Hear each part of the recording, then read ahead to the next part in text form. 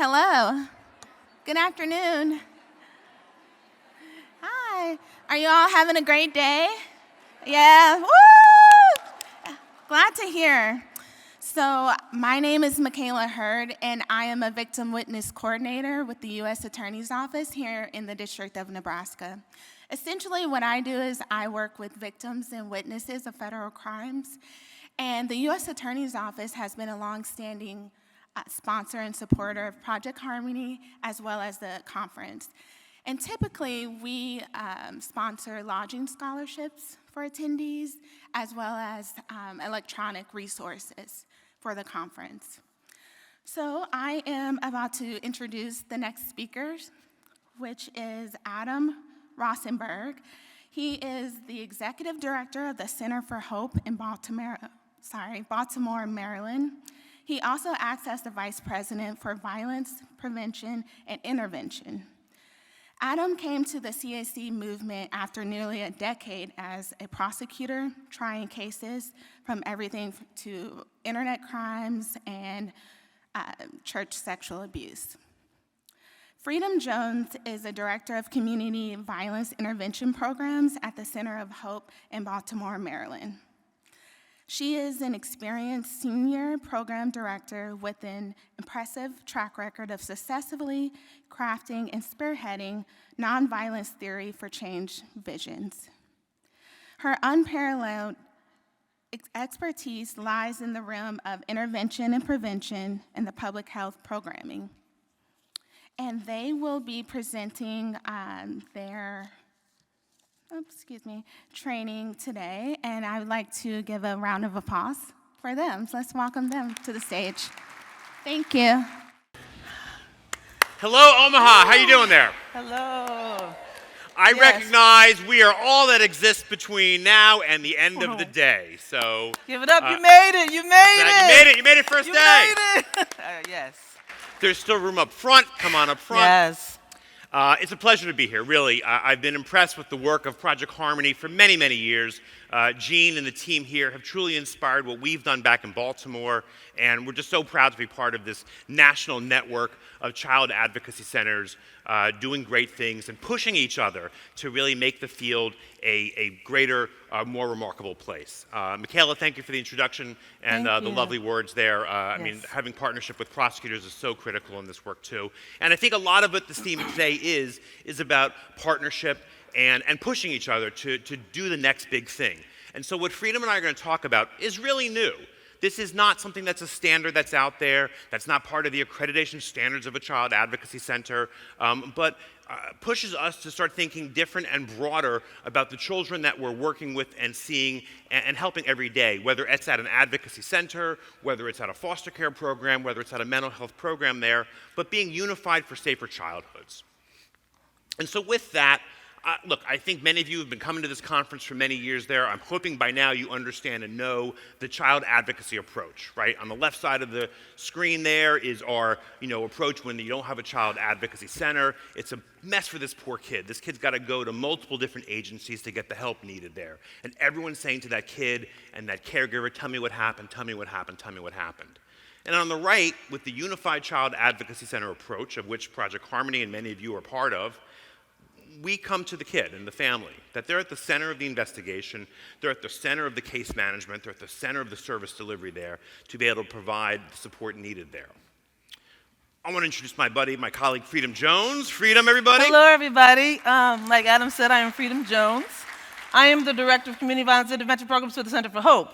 And what does community violence intervention mean in our eyes? So, we are a public health approach to mitigating community violence, gun violence, for parts of Baltimore. We look to detect, identify, mediate, and mobilize community. We do that with a special approach. We use, I don't know if you've heard of the word credible messengers. Raise your hand if you've ever heard of a credible messenger. Okay, good. This is great. So credible messengers are men and women who are mitigating violence because they once themselves were the perpetrators of violence. They were the ones in their communities who really caused harm. They were the ones in their community who shot, killed. They themselves live in the communities that they work, and they're committing to changing they have committed, not committing, they have committed to changing their lives. They know the players, they know the who's, the what's, the hows, because they themselves did that. So they are credible in their communities. We use credible messengers to intervene and mitigate violence in particular areas in Baltimore. We use credible messengers also at bedside to intervene when someone comes into the hospital. They've been there, done that, so they themselves can say, look, don't do what I did, do better for yourself. So they're examples of how to do better. So I am responsible for all of the community violence intervention programs for the Center for Hope. One of the reasons we get here, and we're looking at broader things, I think we've looked at the root causes of child abuse for many years, but why are we sharing with you some of the root causes of community violence there? Free? Yeah, we cannot forget the root causes of violence, right? When you think of root, you think of why did something happen? Nobody wants to be violent. Nobody wants to be. So there's some systemic root causes. Things like economic disparities, right? Education inequality, over-policing and criminalization, health disparities, lack of mental health access, cultural devastation, mass incarceration, family disruption. There's some roots in that we are all here trying to address and get better with. But we cannot forget those, so we're not blaming people who are been traumatized, victimized for the cause of violence. And so our program has come about as part of a different national movement, a different national model, where we're using these credible messengers to be in various neighborhoods throughout Baltimore that have been identified as among the most violent, the most crime-prone areas there. We manage 6 of these neighborhoods throughout the city there. You can see them on the map, and you can see the concentration on the butterfly here as to where these violences occur. It's a phenomenon, certainly in Baltimore. It's called the black butterfly. And it really demonstrates, unfortunately, that this butterfly matches many of the other poor outcome indicators that are out there. These are the neighborhoods with the lowest school scores, with the highest rates of lead poisoning, with the highest rates of opioid addiction there, and among the highest rates of crime. And so we're working with 6 sites in these neighborhoods to address that. And then the third factor on this, which impacts our need to have a unifying response to kids, is the fact that America today is very different than it was 10 years ago, or back in 1995 when Project Harmony started, or back in 1985 when the whole child advocacy movement started. Guns are now the #1 killer of kids in America. Not just in the small black Baltimore City community, mind you, all across America, urban, suburban, rural. The sad thing is that in a lot of the communities where our credible messengers our peacemakers are, gun violence has been happening for a long time, and people have become numb to the violence, right? And so thus, the public health approach allows us to take the stigma off of violence and look at violence as a disease that can be cured. And what had changed, unfortunately, in 2020 was that gun violence became that leading cause of death across the board there, both through violent encounters, suicide, accidental discharges there. And firearm violence isn't just about that one single person who was shot, but the cascading effect you can see on the screen here, what happens afterwards, those people who were injured, those who are the direct witnesses to violence there, those who've been in the community who have lost those loved ones there, and the collective trauma and fear. Shocking statistics are coming out here. 60% of us in America are worried about being in a gathering like this because of fear of gun violence. It's really incredible how different we're thinking about this today than we were 20 years ago. And that blast radius we talk about when someone's been impacted by gun violence has great impact and great effect on children's well-being and outcomes there, and how we're helping that child succeed. And so when you look at this all together there, we're treating violence as a public health issue there. Making sure that, and using the same tools we use in other public health outbreaks, such as flu and COVID, can we say that still? And the different areas there that we've taken that same public health approach there, violence is just as preventable there. So let's tell you a tale of 2 children. The first child you're familiar with this as this crowd here, right? This is the child that's been a victim of child abuse, right, of sexual abuse there. This is the child in this specific situation, was brought to my attention recently, 13-year-old boy, East Baltimore, or Bel Air Edison neighborhood there. And that child, after having a trusted relationship with a peer counselor, tearfully discloses that he'd been sexually abused by 2 family members. One of them is an employee in the school system there. So there's many complexities, right? The child's been a victim of abuse. We've got a perpetrator who not only still has access to the child, but also access to numerous other children in the school system there. Now let me tell you about another child.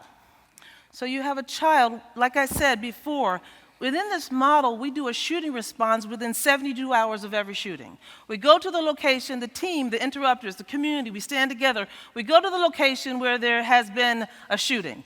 During that, we're saying it is not normal for us to shoot each other. Let's stand together as a community. Let's help one another. A child is there, right? One of this child's friends was shot and killed. Our VIs, our violence interrupters, are looking around, they're surveying, and they're talking to the community. Well, this young child was angry, okay? Remember, I said within 72 hours, the likelihood for a retaliation is really great. This child was mad. Our credible messenger, our interrupter, went up to this child, connected with this child, right? Met with this child. This child wanted to hurt somebody. This child was packing a weapon. This child was like, I'm not having it, right?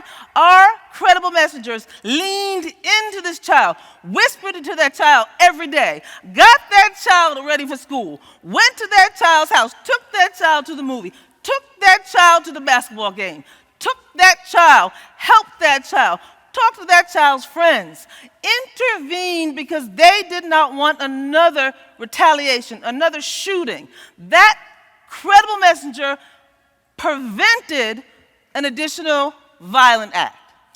These 2 children get 2 different responses, classically.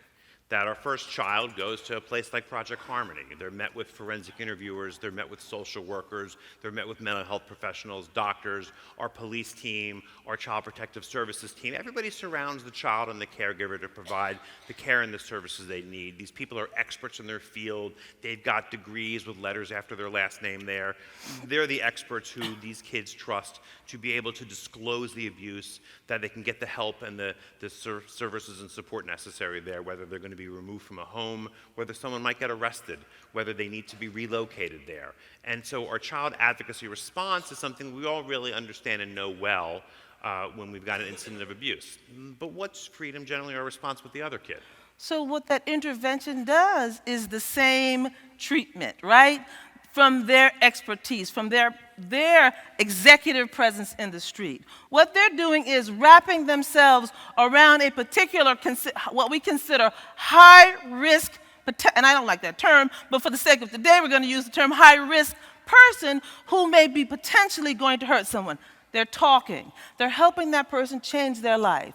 They're protecting that person because guess what? Someone might be looking for that person. They may move that person. They're doing all the things that a case manager would because they themselves live in that neighborhood. So they're there 24 hours a day, 7 days a week, all the time, seeing what is happening. So they are providing case management based on street credibility because they themselves were there, they did it, and now they are the example of what not to do. And I'm going to drive that home because they are the example of what not to do. And they are case managing with a plan to help this person who could potentially hurt someone not, and then change their lives. And so their expertise comes not from years of collegiate training and the master's degree and all the fancy letters after their name. It comes from really lessons learned in the street and the trust that they get with each other, how to mediate violence and how to take these trainings and coursework and to really give back. And frankly, many of these trusted people we work with are returning citizens there. They've served their time. They want to make their community better there. And in some ways, that's what makes them the trusted community violence interrupter there. At Center for Hope, we've realized that each of these children have a space here. And both of these kids need help. And similarly, both of these kids can get help at Center for Hope.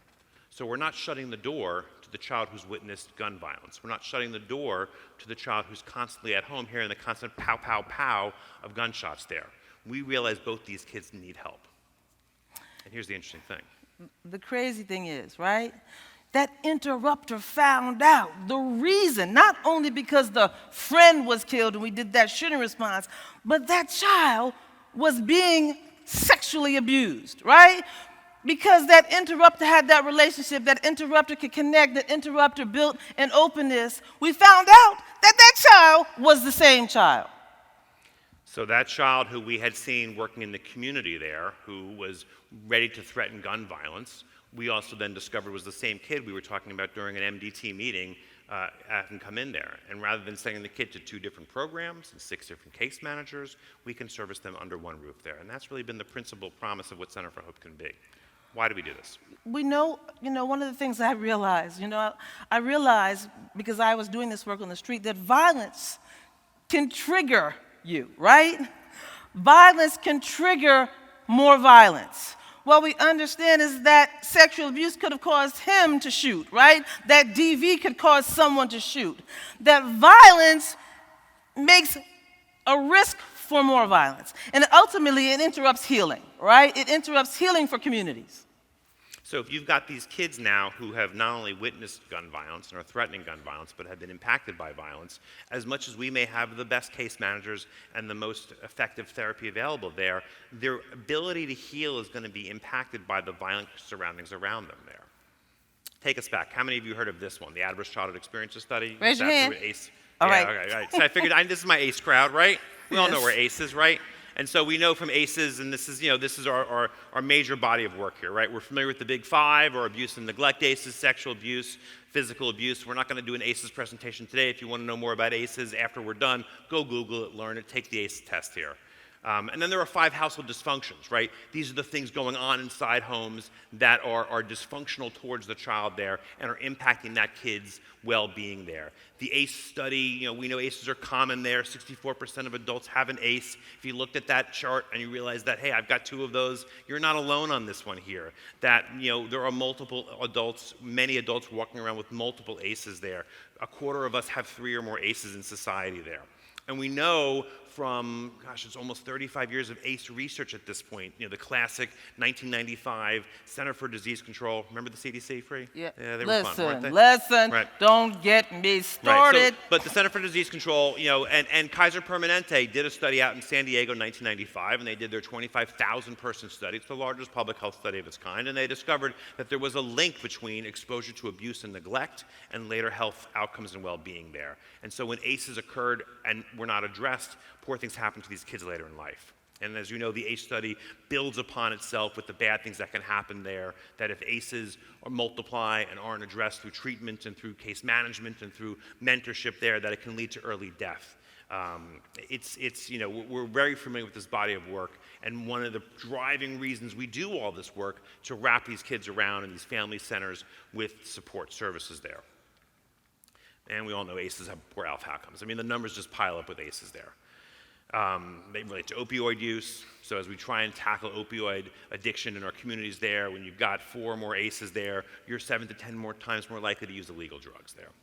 And of course, impacts our school performance. We've got a lot of school counselors and clinicians here today. And when bad things have happened to kids through child abuse and neglect, these are the reasons they end up getting suspended. They're being pegged as kids with learning disabilities, when in fact they're just being limited on their ability to succeed because of the trauma that they've experienced there. But what about the other kid? What about that? We've talked about this typical exposure to abuse and neglect. What about the child who's been exposed to violence? Doesn't that kid deserve the same kind of level of response that we've been perfecting for 40 years as a Child Advocacy Center movement? And so remember those same kids we were talking about in the same neighborhoods there? Well, the map actually, aside from being the black butterfly, which has among our most violent neighborhoods, are also neighborhoods and communities where we have the most numbers of children who've been victims of sexual abuse. Not because they live in those neighborhoods, that's just where they live.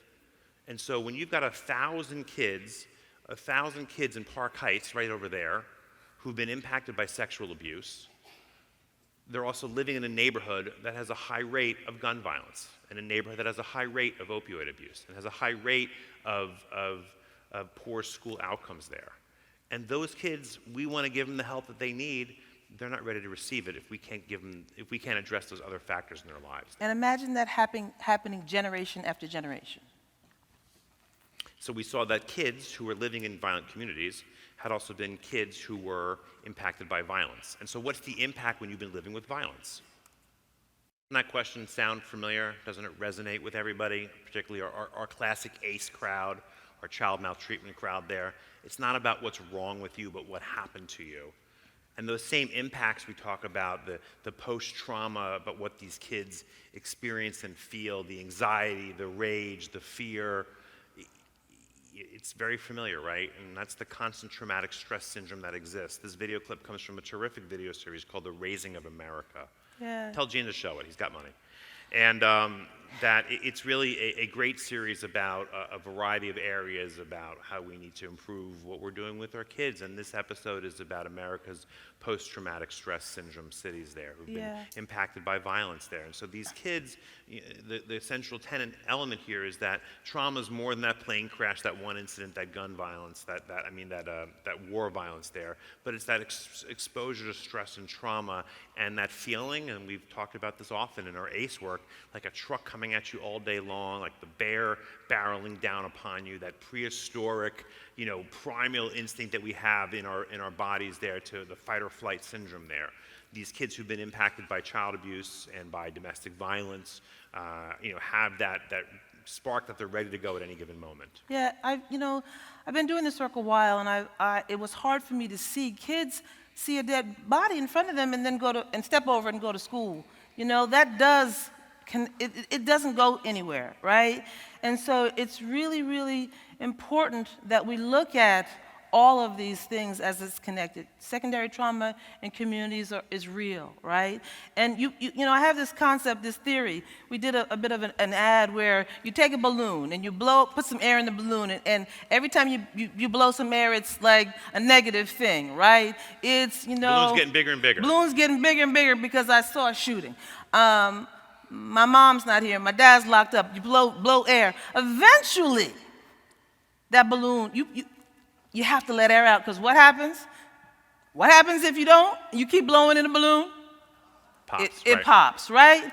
And so that's what happens in some of our communities. There's a pop, right?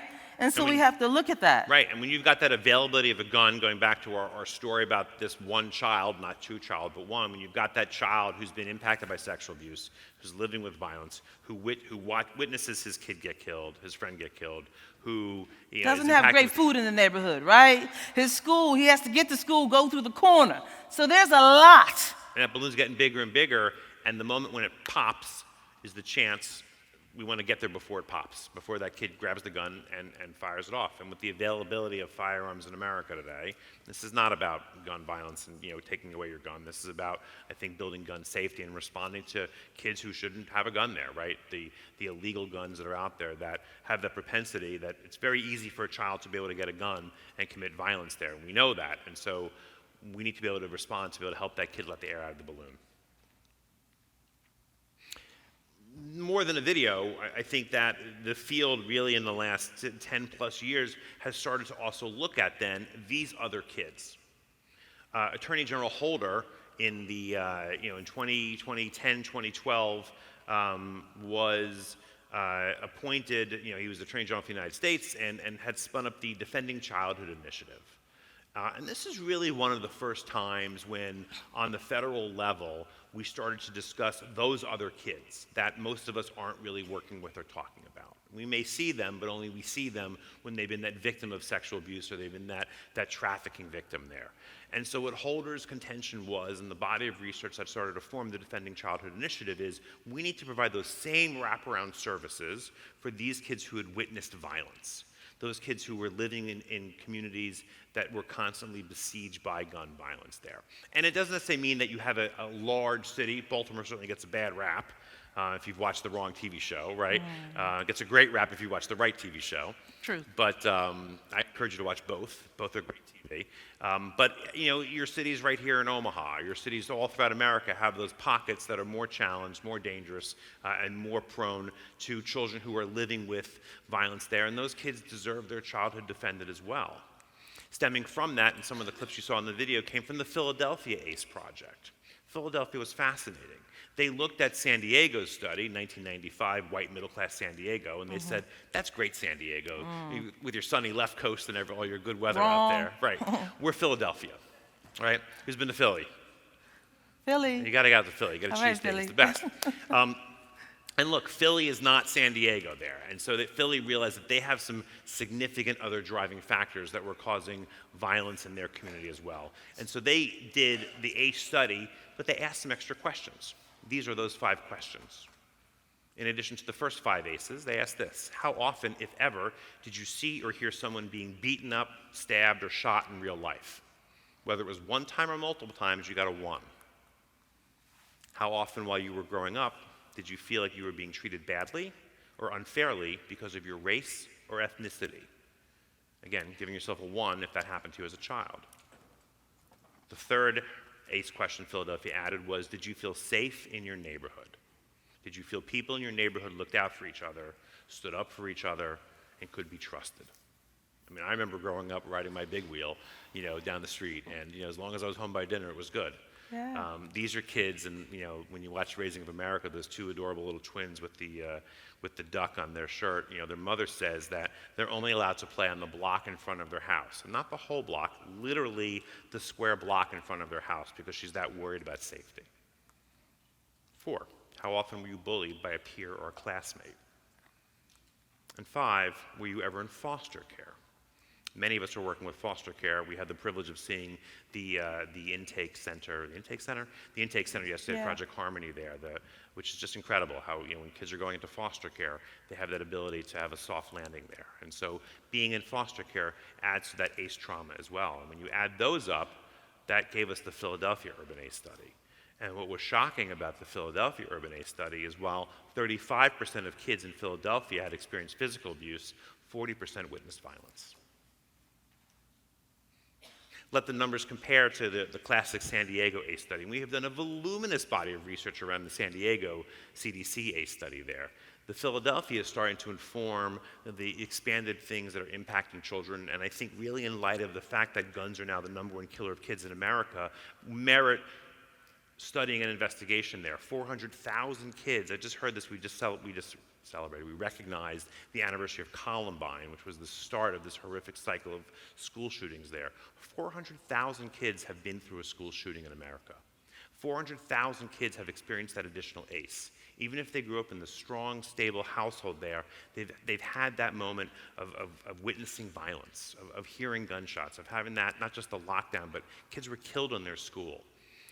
And so this gives us that additional charge to look at a larger group of children who need some help there.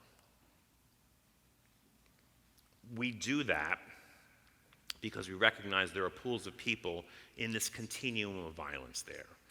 We're very familiar with survivors of abuse, but what do we learn when we look at the MAP-free, when we're starting to talk about those other kids, the kids from Bel Air, the kids from Woodburn McCabe? Violence is layered, right? Violence connects to other violence. And so we have to not look at violence in silos. We've seen, like I said, violence, domestic violence leads to gunshots. So we really have to look at how we look at violence from a greater lens. And that the impact of violence was affecting us all. It impacts us all.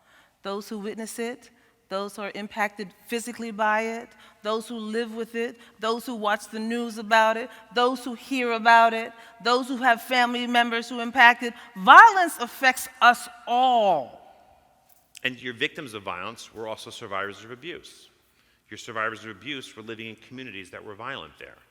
And then those survivors of abuse living in violent communities were sometimes committing violence themselves there, or they were becoming victims of violence again. And so just like the classic ACE study that would start to pile up our ACEs, one of the stats, unfortunately, is if you have one ACE, the likelihood of getting ACE 2, 3, 4 goes up considerably. If you have an ACE of child abuse, of sexual abuse, or physical abuse, the likelihood of you having another ACE increases dramatically there. Same thing happens here with this body of work, that when you've been impacted by gun violence, when you've been living with gun violence, you've been in foster care, you're starting to see that the continuum of violence goes further there. And that's really our contention here. And that's where we really push you to start thinking different and thinking broader there. That it's not just about the classic ACE work, but this expanded ACE work there about kids who are living with community violence in foster care, the impact of systemic racism on kids there, in addition to the original Convention for ACEs study. That frankly, I think the question needs to be, why would we not respond to all ACEs? Why, when we talk about our original example there of these two kids, why should kid A get to go to Project Harmony and kid B doesn't have a response? Kid A gets the benefit of the best therapist you've got. Kid A gets the benefit of all the resources, the care management, the client assistance funds. What does kid B get who's witnessed his best friend get killed there? And so why would we not help all children? And I think that's the moment we're pushing to you as a movement here, not just with child advocacy, but I think all of our responsive work in our schools. Look, what we're saying to you certainly isn't a surprise, particularly with our people in our school systems, with our mental health counselors there, is you're responding to a lot of traumas there. But we've got to be able to figure out how then we can be more responsive as a movement, as a resource, that it doesn't really matter necessarily what the reason behind the trauma was, it's how we're doing to help. Yeah, it's really critical. Yeah, go on, all right. Right. It's really Thanks. critical that we look at, I talk about the credible messenger, right? The executive presence in the streets, right?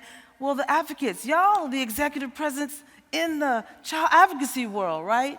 Imagine if we'll talk about it tomorrow, how we do this, right? So please check us out tomorrow. If you want to learn It's how a plug. we did this, come tomorrow. We got it right. So imagine if we use the credible messengers in us all to be preventive by asking the questions, because if we do, who wins? The child wins, right? The child wins. It's about the child and strength-based collaboration, right? My team in the streets, they are the executive presence. There's an industry happening across this country about community violence intervention models and peacemakers. I hear in Omaha that you has... Anyone, is U-Turn here? U-Turn, where are you, U-Turn? Are you in the house? Well, if you're not... You just called him out. Okay, I'm sending you some love. They had to leave right? early, right. But they're the credible messengers in the streets, right? Yeah, from right here. And so if we combine that, if we look at it together and ask the questions, the beautiful thing is in the hospital where we have credible messengers meeting what we consider at the golden hour, when someone has been shot, they come into the ER and they're like in pain, right? That credible messenger gets to say to you at bedside, do you want to do this? Do you want to continue this, or do you want to do something different, right? And imagine that credible messenger saying, you know what, tell me what's going on. And that credible messenger gets to talk to somebody in the street to say, you know what, I just found out this person needs to have this happen in the streets because we want to prevent something from going on. So we're using each other's expertise. Imagine if we did that. For this here. For When the you look child. at the overlap between children exposed to violence and child abuse, what's the common factor? It's the child. That's our common factor here. And so, look, we've even grappled with this as a profession, that we've done better in our 30, 40-year arc here, where our kids who are victims of sexual assault or our kids who are victims of sexual abuse are getting the same response now. But originally, as these things came up, that the kids who were the sexual abuse kids, they were the ones who got the first benefit of the child advocacy movement, your sexual assault victims, and this goes back way before even some of you were born, right?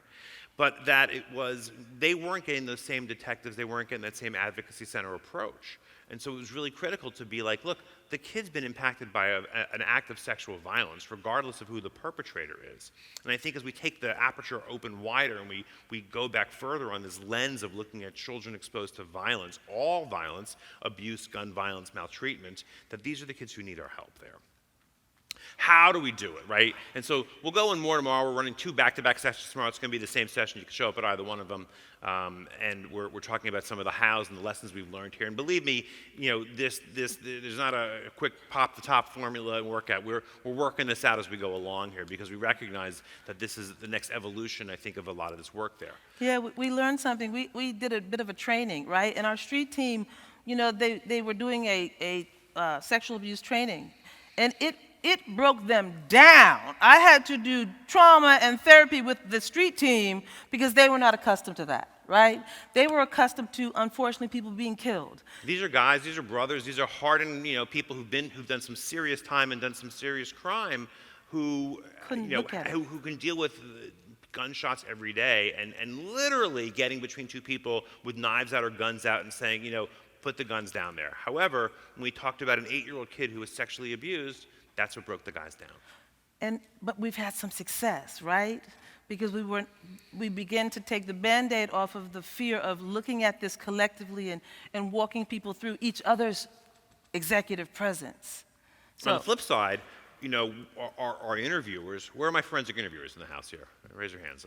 You do such great work. Couple. Come on. Is that it? Okay. Come on. You can disclose you're a forensic interviewer. It's Yes. okay, right?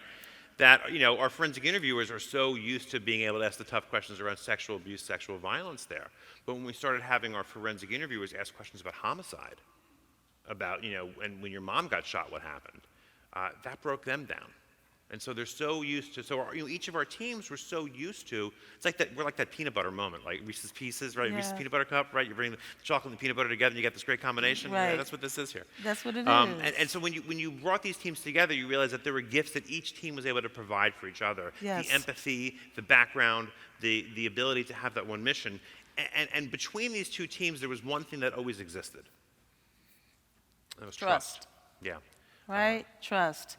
The beautiful thing is, and like I said, we'll talk tomorrow, is that we now have men and women who their sole mission is to live in their community, continue the relationships in the community, understand what's happening in their community, find out what's going on in the home, right? So you got a resource in communities that you can tap into. But they had to trust who they told with that information. And no one ever looked at them, maybe they were on our team, but no one ever sort of said like, hey, I've got my master's degree and I've got my doctorate, and who are these people now in orange shirts showing up? That we developed that trust that each of their expertises, each of their credible messenger backgrounds there was equal to that master's level training and education there. And so what one group didn't necessarily have, the other group made up for. And so we were able to help build that out together there with trust. And it took some time to build trust among these teams. But I got to tell you, when we have an all-staff gathering, an all-staff karaoke, there's a lot of love in the room. There's a lot of and there's because a lot I of think respect. they both see the joy that each of these teams can do together there.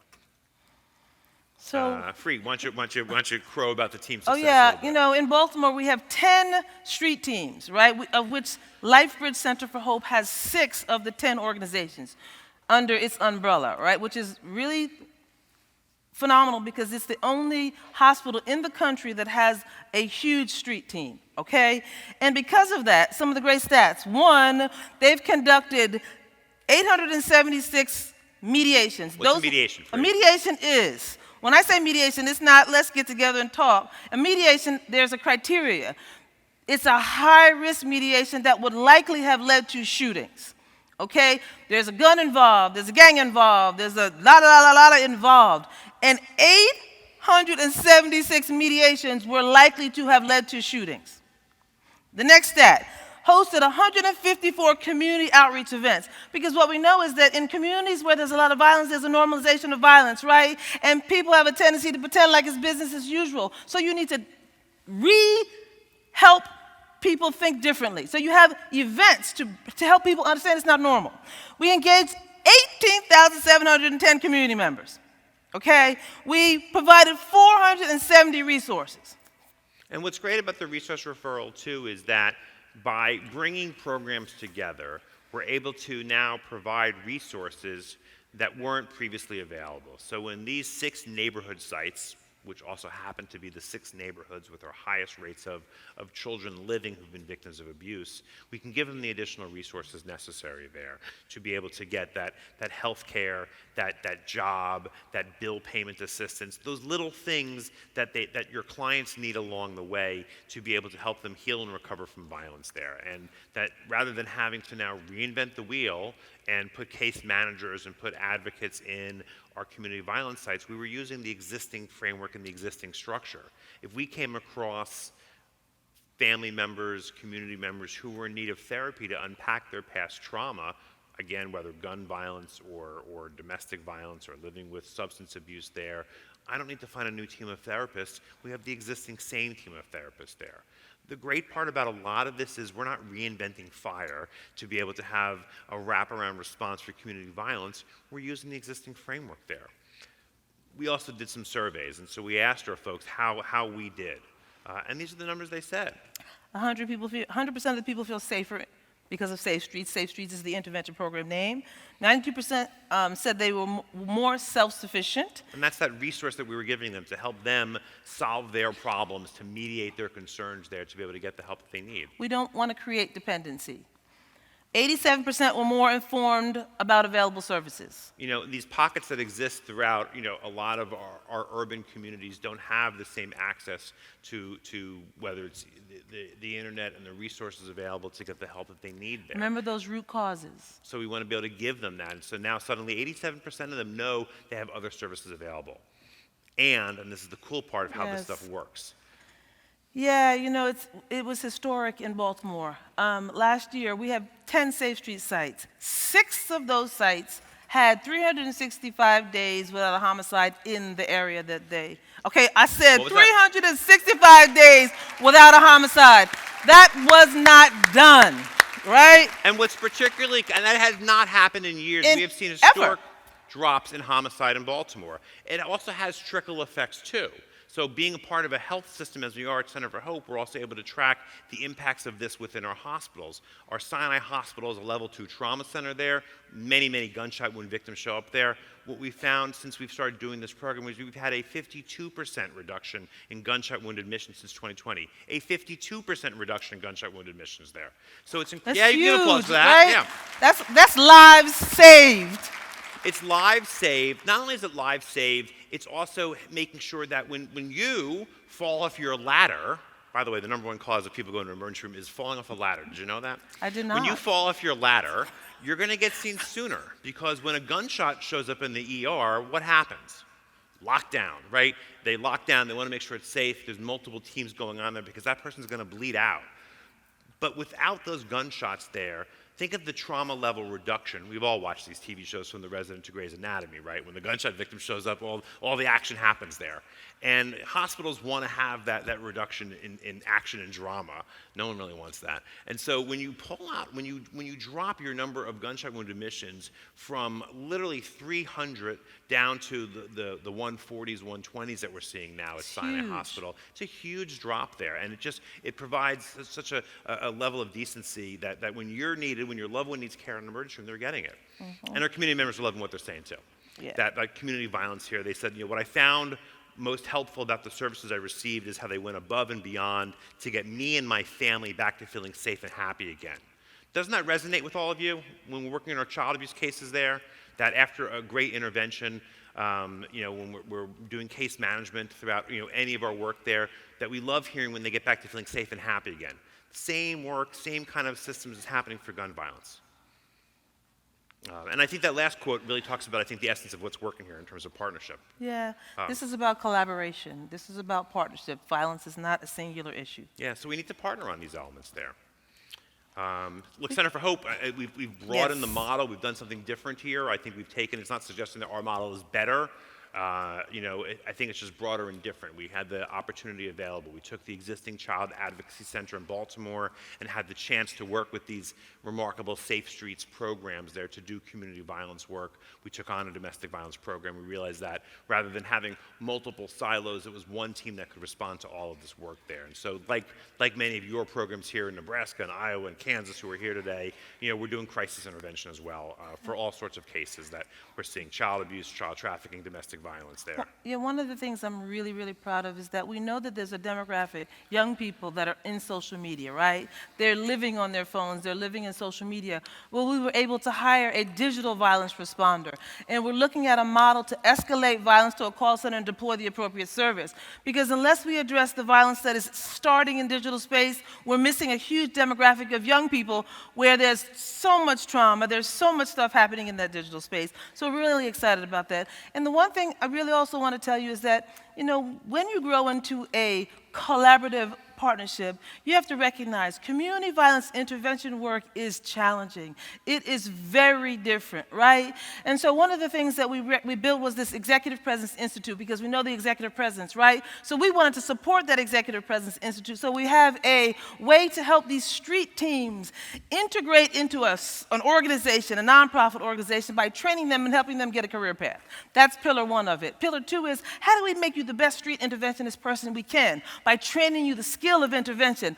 Pillar three is, like we should all know and remember, we need to take care of our health and wellness and resiliency. If we are not therapeutically healed, we can't pour out. So we have a component that helps everybody get counseling, everybody have non-traditional healing space. And the fourth one is, if you're taking on this work, don't try to put a square peg or a square peg in a round, hole. yeah, I got it. Square peg in a round hole, because I mess up. What happens is, if you force community violence intervention work and don't do the work to understand it, you change it. You chip away at the experts. So you have to do this strategically. Yeah, and that's what we've learned the hard way in Baltimore, frankly, is that with both of our programs, is that you can't just necessarily drop the framework of child advocacy onto community violence, and you can't just drop community violence onto the framework of child advocacy. You've got to find those common grounds and work with that there. And what we've done is we've taken those broad concepts. We want to help hurt people. We want to prevent gun deaths. I think it's one of those things that, I know it's one of those things that is preventable in our nation there. Last year, the Surgeon General of the United States said that gun violence was that leading killer of kids, that gun violence is a public health epidemic there. These are the things we need to be focusing on, and these are the same things that are impacting the kids that you're trying to provide trauma help to in your boys and girls clubs, in your after-school programs, in your foster care therapeutic programs there. These are kids who are being threatened by that as well there, and so we can do those things by providing all that response too. What I love also about building better responses, frankly, is not only have we always done mandated reporter training, like many of you do here in Nebraska, but that we've also been able to provide the mandated reporter training to Safe Streets teams, our community violence teams, who never get invited to the party, frankly. That we always run these mandated reporter trainings for schools and libraries and youth centers, but it's the guys and the women who are meeting with these kids on a regular basis. See it all. And they have that trust and they get that disclosure. And that's that example we started with there, that if we hadn't done the mandated reporter training, which we've required for all of our staff, to say, look, if you know abuse has happened, you're required to report it and do something about it, that our case worker in that neighborhood heard the allegation of abuse and was able to report it there. And that's a group that has always been forgotten. And frankly, even the distrust of, that's the whole snitching culture, right? I don't want to tell them this, it's going to cause a problem there. And in this case, by giving that education, by building better responses for everybody, we're able to help more kids. You come up with a strategy to address the issue. You don't sweep it under the carpet. You make sure people are trained. Yeah. And you have to do it in their own way. Look, there's a little bit of our staff here after we cut the ribbon on Center for Hope a couple years ago. We've helped. We went big with our program there. And this isn't the chest-beating moment. I think just to give you a sense of the broadness that we're doing there and that concept of let's help as many people as possible. We're helping about at least one family an hour, one client encounter an hour there. 600 of them were children who had been victims of abuse or witnessed to violence there. But of our numbers, look, we're helping domestic violence as well. We're providing shelter. We're doing medical examinations there. As Freedom discussed, we're doing bedside interventions in hospitals, so when they wake up there. And again, all part of that same cohesive team, so we can do the professional development together. We can do the learning together. And we're looking to do some universal screening because the goal is to be preventive, yeah, right? Not so always reactive. We'll talk about that tomorrow. Yeah. And that takes us, I think, to a little bit of the call to action to all of you. What we want to be able to do is, we've done, and we're still doing it, is you got to break the silos, right? That I think we've got to stop this approach of, hey, I can only help you because of these programs here. That we're going to help you because you're hurt, regardless of what hurt you, right? If you've been hurt because you've been in foster care, if you've been hurt because you've been bullied, if you've been hurt because you're witnessing gun violence, if you've been hurt because you're living with substance abuse in your house there, we're here to help you. Like, we'll provide you the help, and we want to hear what you have to say regardless of it there. And that's that building that metaphorical bridge back and forth there. So we're being able to connect those programs and those organizations to do that. Because ultimately, look, this is what we want to do. All these kids deserve the best response. That one kid shouldn't be lucky because they were a victim of sexual abuse, right? That each kid who's reported that violence there should be able to get that together there. All kids are interconnected there, that these are kids who are seeing other children there. Just like we've talked about with ACEs for such a long time, right? That the ACE study indicated to us that you're living with people who are ACEs, and you are and you're living with people who are ACEs there, and that the people who your son or your daughter may grow up and marry, they may have 2 and 3 and 4 ACEs there, and so we want to make sure that they get the help that they need, so they're building those lives. And so similarly, all these kids are interconnected, because at the end of the day, you could say the last line, right? Yes. No, every child deserves a safe and healthy childhood. Yes. And that's the theme. That's what we're going with. That's our vision there at Center for Hope, and that's what we want you to hopefully leave here today with, is that notion that every child deserves a safe, healthy childhood, regardless of what happened to them. Let's get them back to that act of being a child. Begin to build the bridges. Violence is not siloed. Yeah. So with that... All right, guys. Thank you. Now, don't leave yet, right? Questions? This is our information. You can kind of follow up with us there. We built the timer in the program so we can answer some of your Whova questions. Thanks for using that cool Whova app there. So there's 2 questions in here. And then if there's other questions, we'll take them from the audience. I'll check the Whova app to see if anyone else. But question number 1, Freedom. How are you engaging the community in this work? So, like I said, this is a great question. This is a public health approach. One of the things that we recognize is there's been a lot of study and a lot of research on how many shootings went down, how many mediations, all that kind of statistical information. But we have never measured until now community engagement. This is not work where the Safe Streets team, the street team, we can do this in isolation. This is a community effort.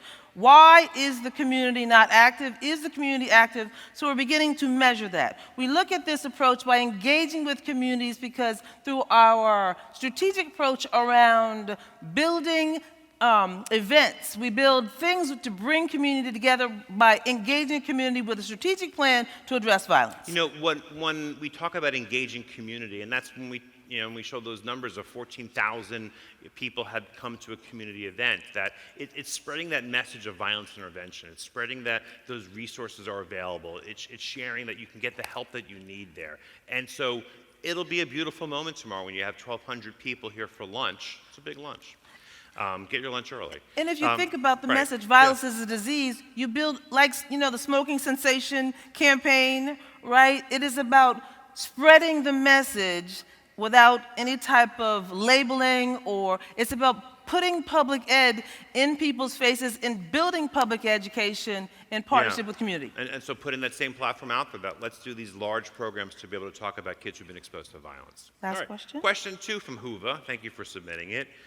So what are ideas for helping teenagers see that they can be the link that breaks the cycle? What kind of programs are you running there with that? So one of the things that we recognize with young people, like I said, the social media is huge, right?